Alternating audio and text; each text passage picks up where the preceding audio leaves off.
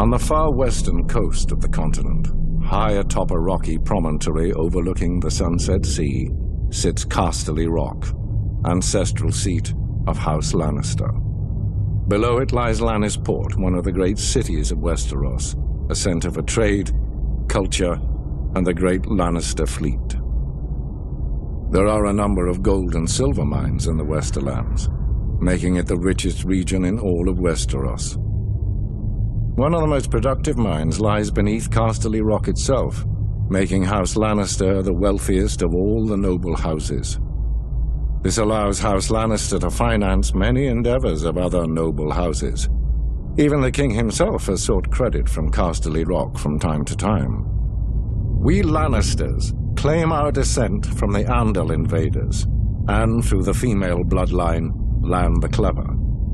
According to the legend, Lann, using only his wits, won Casterly Rock from the noble House of Casterly during the Age of Heroes.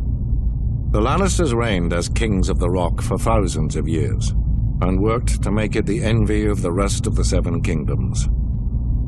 Our time as kings ended, however, when Aegon Targaryen, otherwise known as Aegon the Conqueror, arrived in Westeros with his army.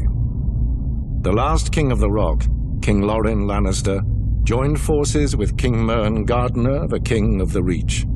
Together, with 60,000 men, they met the Targaryen host in open battle.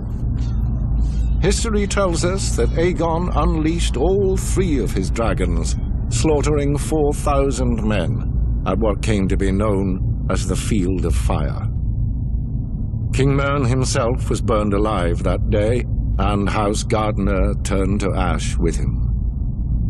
Seeing both the threat and opportunity the Targaryens represented, Lorin wisely surrendered and aided Aegon in his further conquest of Westeros.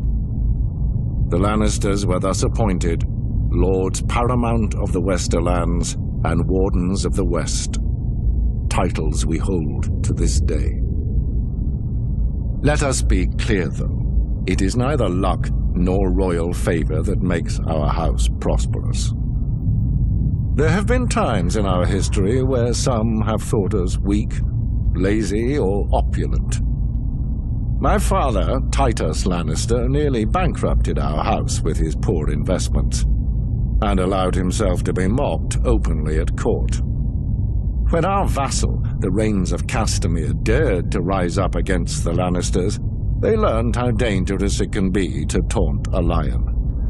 I, Tywin Lannister, led the assault on Castamere to put down this rebellion. I made an example of them, to anyone who doubts our might. They even made a quaint song about the fates of the Rains of Castamere. Sadly, there are no Rains left to hear it. Today, the Golden Lion of Lannister is rightly admired and feared throughout the Seven Kingdoms.